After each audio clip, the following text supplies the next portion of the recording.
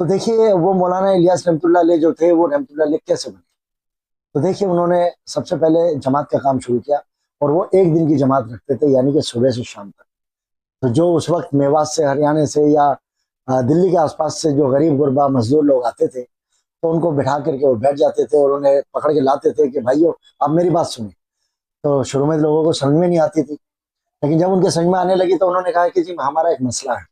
हमारा मसला ये है कि अगर हम आपके साथ जुड़ते हैं तो हमारे घर में कमाएगा कौन, क्योंकि हम कमाने आते हैं 1 रुपया, 1.5 रुपया, 2 रुपये, जो भी उस वक्त मजदूरी थी यही लिखा है।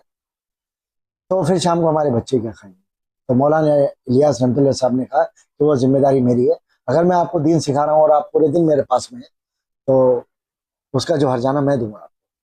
तो मौलाना इलियास रहमतुल्लाह अलैह 1, 2, 3, 10, 15, 20 जो भी आदमी मिलते थे उनको पूरे दिन नमाज पढ़ाना और पढ़ाना सिखाते थे और शाम को उन्हें मजदूरी देते। अब इस पूरे दिन के दौरान वो लेटरिन बाथरूम भी उनको आता था।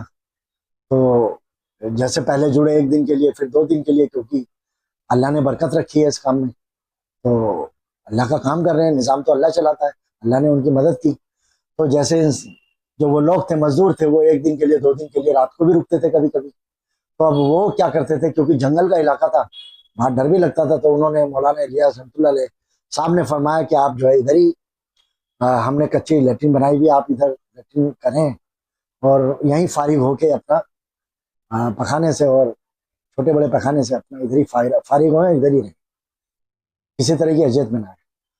अब आप देखिए कि उनको दीन सिखाना, उनको नमाजें सिखाना और उनको जो है दीन की बात बताना, और फिर जब वो शाम को अपने घर जाएं या अगले दिन घर जाएं, फिर उनको पैसे भी देना, कितनी बड़ी बात है, कितना बड़ा जद्दोजहद उन्होंने कुर्बानी की।